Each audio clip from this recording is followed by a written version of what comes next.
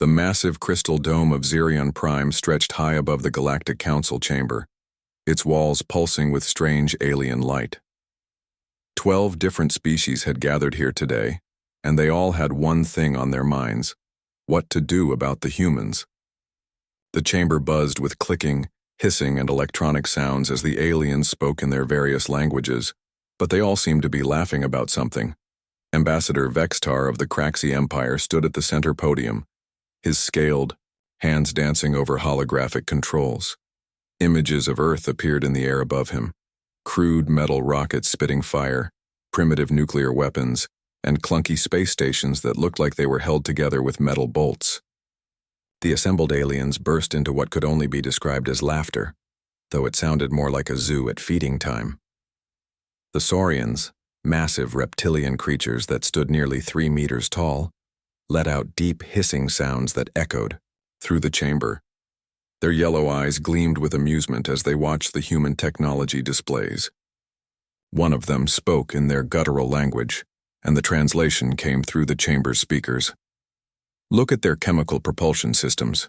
We abandoned such crude methods 5,000 years ago. The luminals, beings made of pure energy, that flickered like living flames, pulsed brighter with what seemed to be their version of contempt. Their spokesperson's voice crackled through the air like electricity.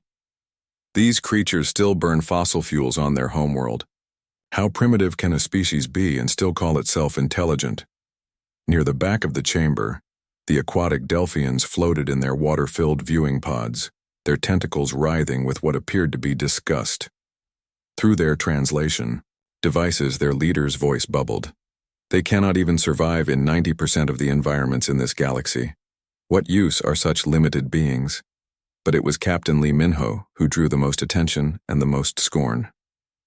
He stood alone, at the defendant's platform, looking impossibly small among the towering alien representatives. His simple Blue Earth Defense Force uniform looked pathetic next to the elaborate armor and biosuits of the other species. Behind him sat only 2 other humans, his aide Kim So-young and diplomat Park Hyun-woo, 3 humans facing representatives of 12 galactic civilizations. Vexitar's voice boomed through the chamber as he gestured toward the human delegation. Behold the representatives of the species that dares to claim 3 star systems as their territory. 3 whole systems for a race that has barely learned to leave their birth planet without killing themselves in the process. The chamber erupted in more alien laughter. The insectoid Vexnari clicked their mandibles rapidly, while the crystalline Zephyrite chimed like broken glass. Even the usually silent void dwellers seemed to ripple with amusement in their dark environmental suits. Captain Lee Minho stepped forward, his voice steady despite being completely outnumbered. The people of Earth have always been willing to discuss peaceful solutions to galactic disputes. This only made the aliens laugh harder. Vextar's scarred face twisted into what might have been a grin on a reptile. Peaceful solutions? Your species has been at war with itself for its entire recorded history. Your own planet still bears the scars of your conflicts. The holographic display shifted to show images of Earth's past wars, environmental damage, and social conflicts. The aliens murmured among themselves, clearly enjoying the show. The Craxi ambassador continued, "We offer you a simple choice, human. Your 3 pathetic colonies will be placed under our protection. Your military will be disbanded. Your people will serve the greater galactic community in whatever capacity we deem appropriate." The word serve hung in the air like a threat, though everyone in the chamber knew it meant slavery. The humans would become another conquered species, just like dozens of others who had failed to meet the Council's standards of civilization. Captain Lee looked at his companions, then back at the assembled aliens. "We request 1 standard galactic cycle to consider your terms and consult with our government." The aliens exchanged glances, and several burst into fresh laughter. Vextar's eyes gleamed with predatory satisfaction. "Of course, little human. Take all the time you need. We are not unreasonable." As the session ended and the various species began filing out of the chamber, Vextar turned to his lieutenant, a younger Craxi named Zekmore. "Ready our fleet," he said quietly, his voice full of dark amusement. "The humans will reject our generous Offer, of course. They are too stupid and proud to accept servitude peacefully. Zekmore nodded eagerly. How many ships should we prepare, sir? Vexitar's laugh was like grinding stone. All of them. Every ship in our armada. We will make an example of these humans that the entire galaxy will remember. Their 3 little colonies will burn, and their homeworld will watch before it shares the same fate. The Craxi lieutenant hesitated. Is that not excessive for just 3 human settlements and 50 primitive ships? Vextar's expression grew serious for a moment. Never underestimate the stupidity of desperate creatures, Zekmore. But you are right.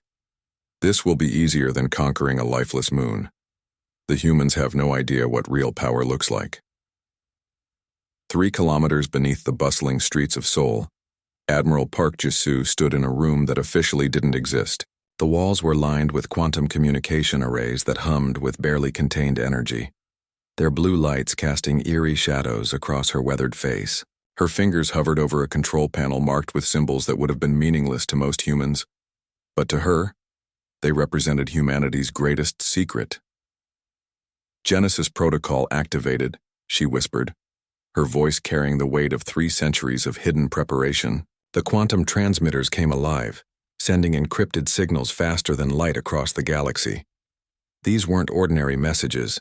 They were coded instructions that would reach the most remote corners of known space, and many places that weren't known at all.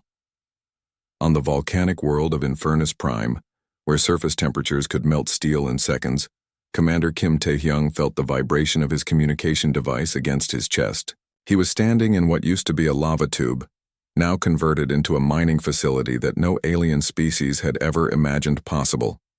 Around him, his team of miners worked in conditions that would kill ordinary humans instantly. Their skin had a metallic sheen, modified over generations to reflect heat, and their enhanced cardiovascular systems could process the toxic gases that filled the planet's atmosphere. "Pack it up, boys," Taehyung called out, his voice carrying clearly through the superheated air. "We're not mining anymore. Time to show the galaxy what we've really been building down here." His miners looked up from their work, and their eyes gleamed with anticipation. For decades, they had been extracting rare metals from the planet's core. But they had also been building something else. Weapons that could channel the planet's volcanic energy into devastating beams of concentrated heat. Back in Seoul, Dr. Choi So-min entered the command center carrying a datapad that contained information so classified that only 12 people in the galaxy knew it existed. She was a small woman with sharp eyes and graying hair, but her presence commanded immediate attention from everyone in the room. "Admiral, we have confirmation from all sectors," she said, her voice steady despite the magnitude of what they were about to reveal. "The colonies are responding. All 437 of them." Admiral Park's eyes widened slightly. Even she hadn't known the exact number. 437? I thought we only had about 300 operational settlements. Dr. Choi smiled grimly. "The children of the original colonists have been busier than we anticipated. Some of these colonies have been reproducing faster than Earth-born humans, and they've been spreading to new worlds on their own initiative."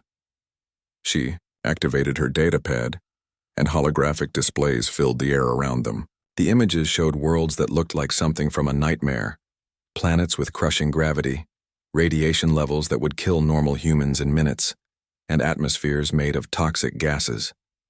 But on each world, the displays showed thriving, human settlements. "Take colony designation Titan 7, Dr. Choi explained, pointing to a world that appeared to be nothing but ice and darkness. It's a rogue planet that was ejected from its solar system millions of years ago. No sun, no external energy source, temperatures that would freeze nitrogen solid. The original colonists survived by tapping into the planet's geothermal core and modifying their biology to require almost no external heat. The hologram shifted to show humans who looked almost alien themselves.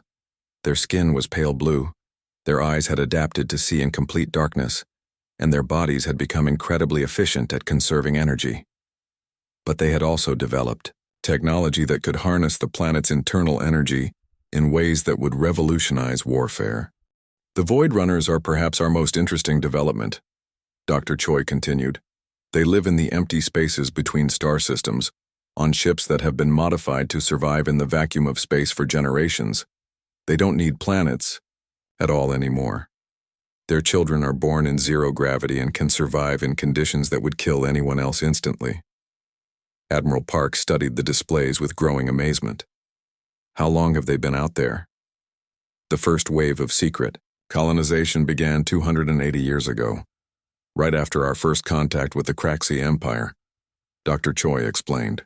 Our leaders realized that if humanity was going to survive in a hostile galaxy, we needed to be where no one else could go. We sent volunteers to the worst planets we could find, places so dangerous that alien species wouldn't even bother to explore them.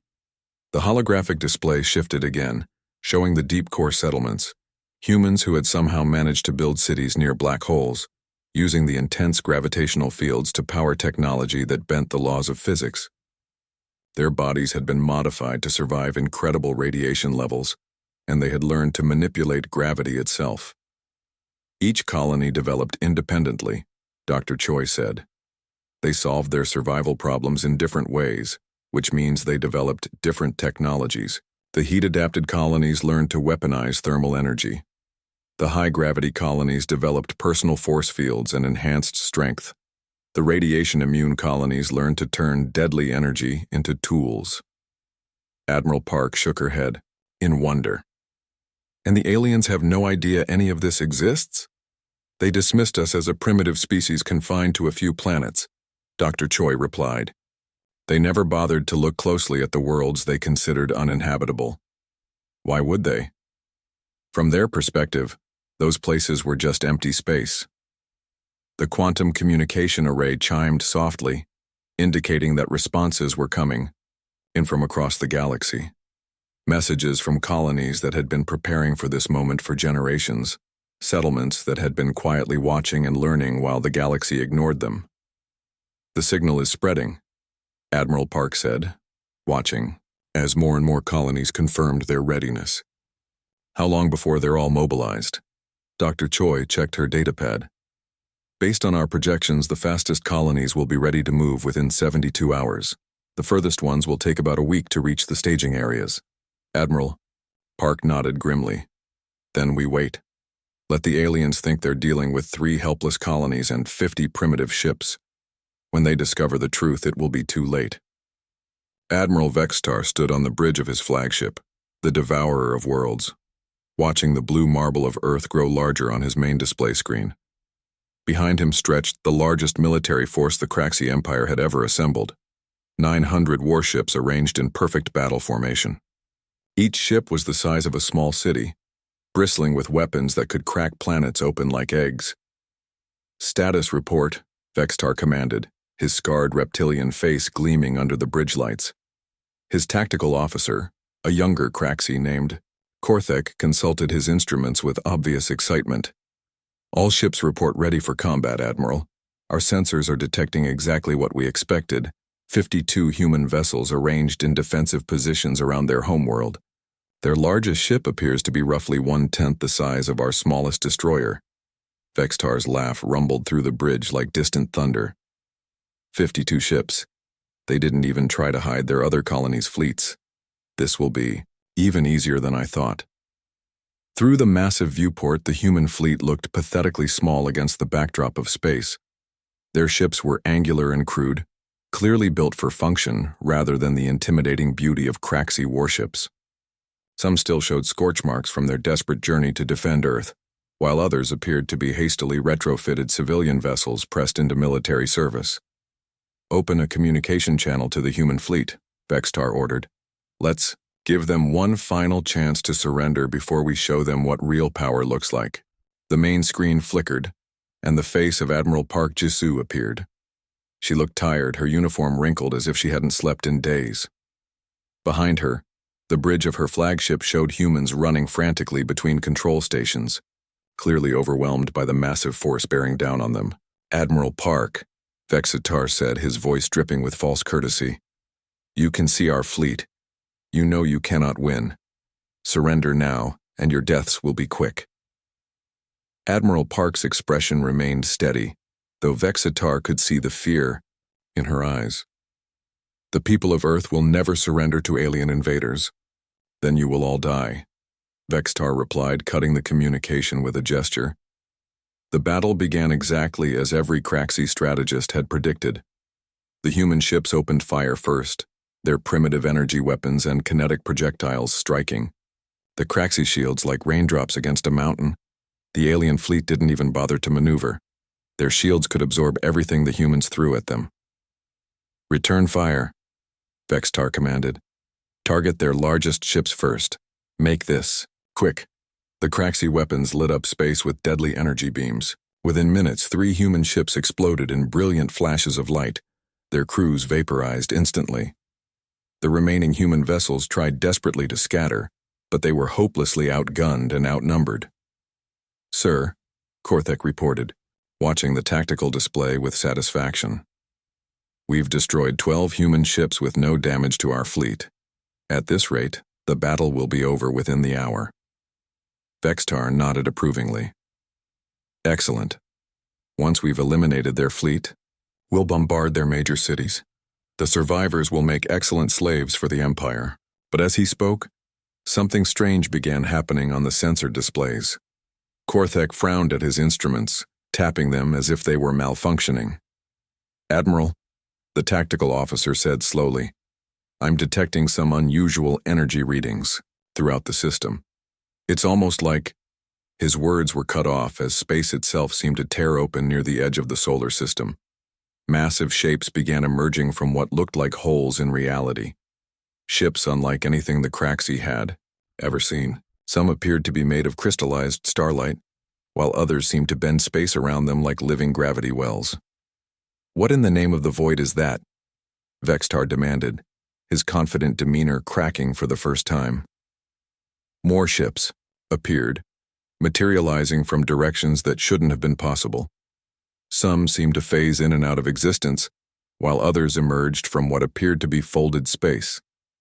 The Craxi sensors, designed to detect any known form of spacecraft, were going completely insane trying to catalog what they were seeing. "Admiral!" Korthek's voice was rising with panic. I'm counting over 300 unknown vessels. They're appearing all around us." On the main screen, Admiral Park's face reappeared, but now she was smiling. "Admiral Vextar, I'd like you to meet the rest of humanity's fleet." The ships that had appeared weren't just strange, they were impossible. One group of vessels seemed to be made of pure energy, crackling with power that made the Craxi ship's weapons look like toys. Another formation appeared to be constructed from some kind of living metal that shifted and flowed like liquid while maintaining its shape. "How is this possible?" Vexatar whispered, watching as human ships that defied every law of physics surrounded his fleet. "Our intelligence reports showed only 3 human colonies." "Your intelligence was intentionally limited," Admiral Park replied. "We've been in this galaxy much longer than you think, and we've been to places your people would never dare to go." The tactical display showed Craxi ships trying to target the new arrivals, but their weapons couldn't lock onto vessels that existed partially outside normal space. Some human ships seemed to absorb the Craxi energy beams and redirect them back at their attackers, while others simply allowed the attacks to pass harmlessly through them. "Sir," Korthek reported, his voice shaking, "our weapons are having no effect. These ships, they're using technology we don't understand." Vextar watched in growing horror as his mighty fleet, which had seemed invincible just minutes ago, found itself completely surrounded and outmatched. The human vessels moved with impossible grace, some traveling faster than light within the confines of the solar system, while others seemed to teleport from one position to another.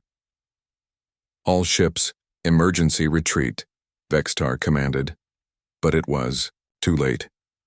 The human fleet had formed a perfect sphere around the Craxi armada, trapping them in the very system they had come to conquer. What had started as an easy victory had become a nightmare beyond the Admiral's worst fears. "Admiral Park," Vextar said, opening communications again, his voice now carrying a note of desperation. "What do you want?" Admiral Park's smile grew wider. "We want to show you what happens when you underestimate humanity. The war that followed was unlike anything the galaxy had ever seen. Within hours of the battle at Earth, human forces struck simultaneously across dozens of star systems, hitting targets that alien civilizations thought were completely secure. The coordinated attacks revealed a terrifying truth. Humanity had been watching, learning, and preparing for centuries while the galaxy's great powers dismissed them as primitive. On the water world of Aquatica Prime, home to the proud Delphian Empire, something impossible was happening in the planet's toxic oceans. The Delphians had evolved in these poisonous seas over millions of years, developing immunity to chemicals that would dissolve most organic life. They considered their homeworld absolutely safe from invasion. After all, what species could survive in their deadly waters? Colonel Yoon Ji-hyun had been asking herself that same question for the past 30 years. She had been born on a human colony orbiting a gas giant, where her people had learned to survive by filtering methane and processing toxic chemicals through their modified organs. When the call came to assault Aquatica Prime, she and her amphibious marines were ready. They emerged from the depths like ghosts, their gills filtering the deadly water as easily as breathing air.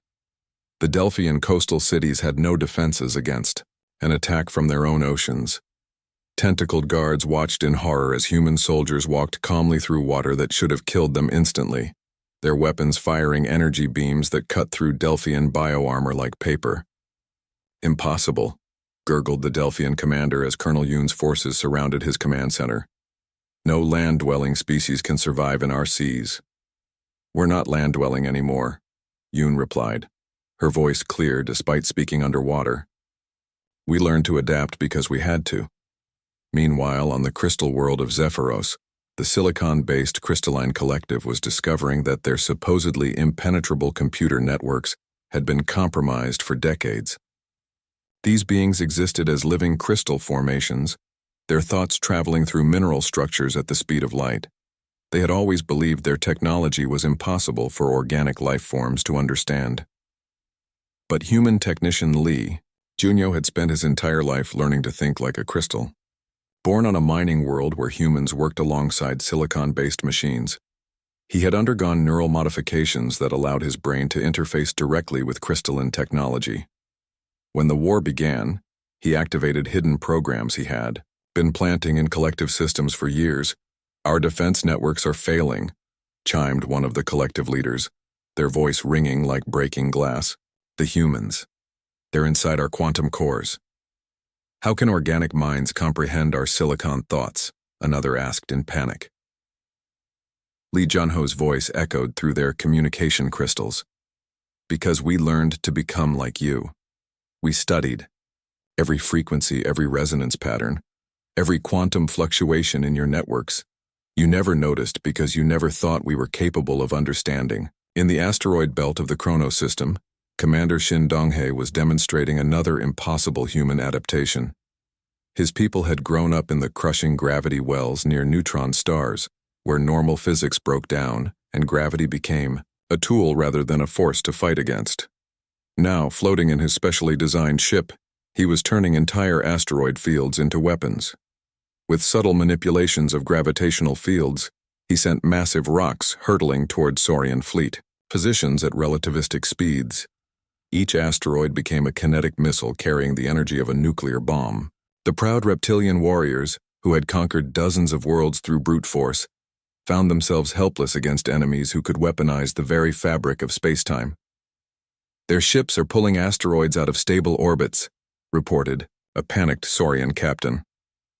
"They're using gravity itself as a weapon," the Saurian admiral hissed in confusion.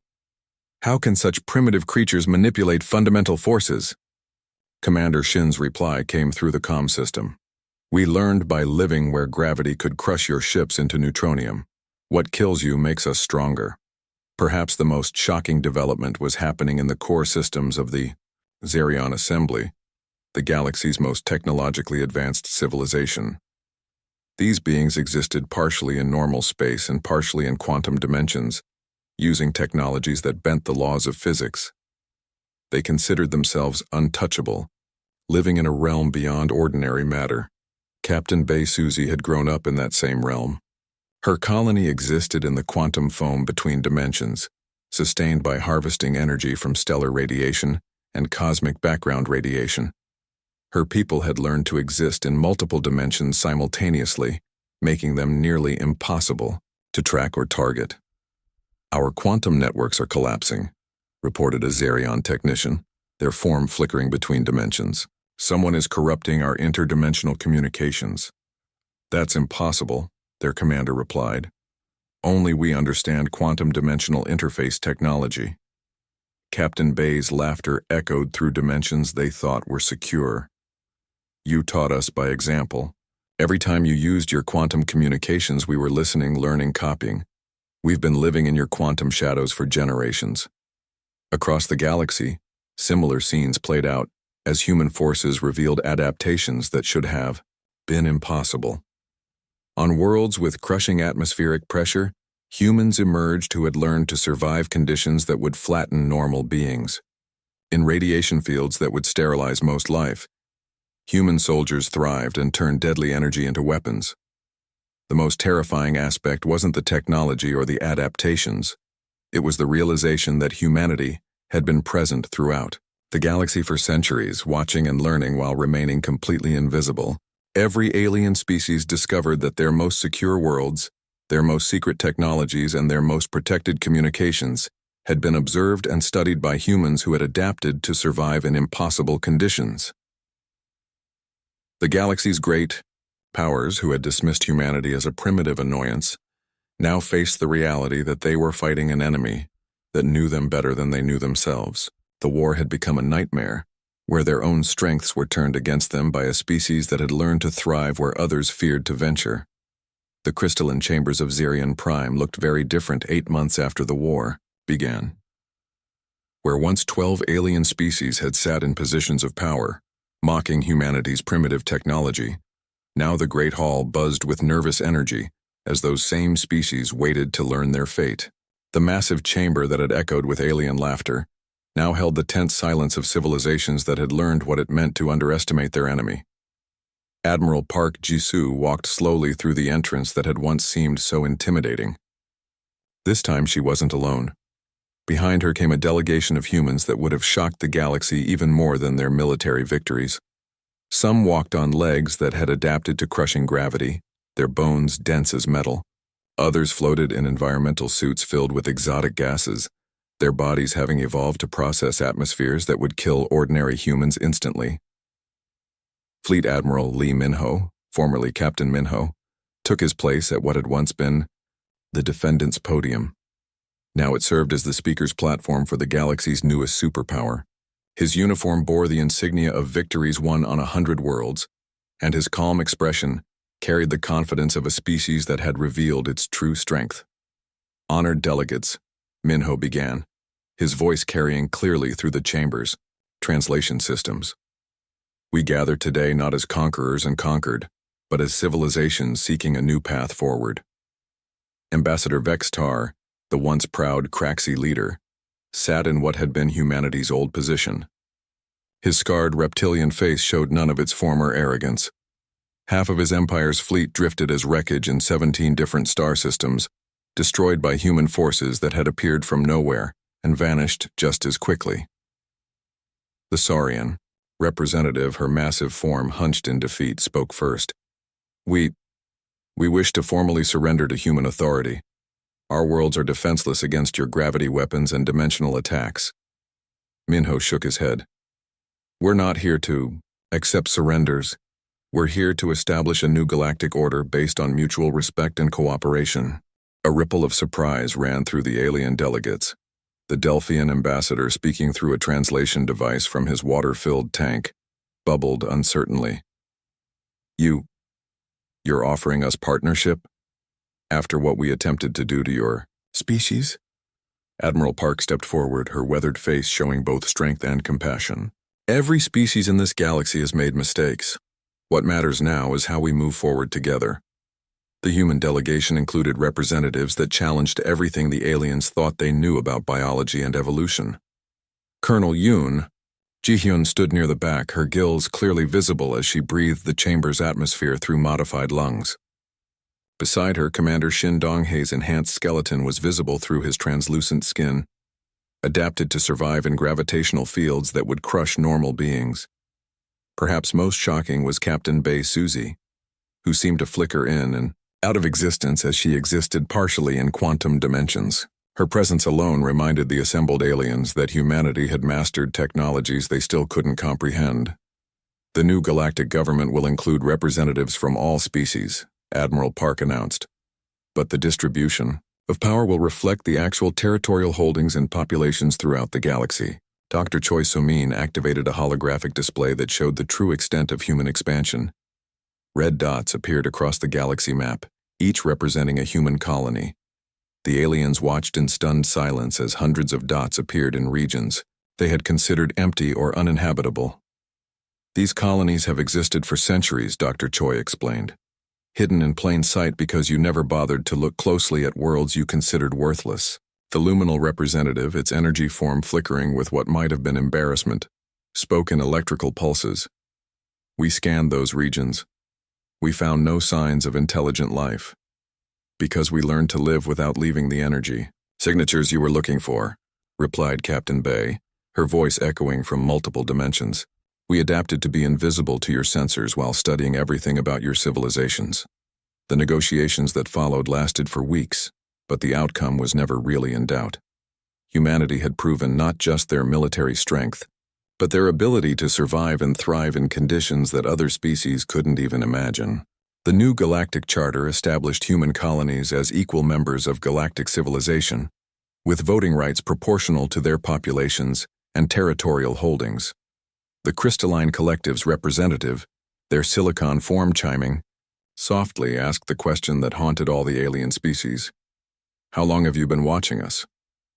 Lee Junho, the human who had learned to think like living crystal, answered simply. Since the day we first made contact with your civilizations, we knew we were outnumbered and outgunned, so we did what humans do best. We adapted. As the new galactic government took shape, Admiral Park found herself reflecting on humanity's strange journey. They had started as a species confined to one small planet, dismissed as primitive by the galaxy's great powers, but that dismissal had become their greatest advantage. We won because they underestimated us, Park said to Fleet Admiral Minho as they watched the final treaty signing. But more than that, we won because we were willing to change, to become something new, to survive where others couldn't. The human representatives in the chamber were living proof of that adaptation. Some could barely be called human in the traditional sense.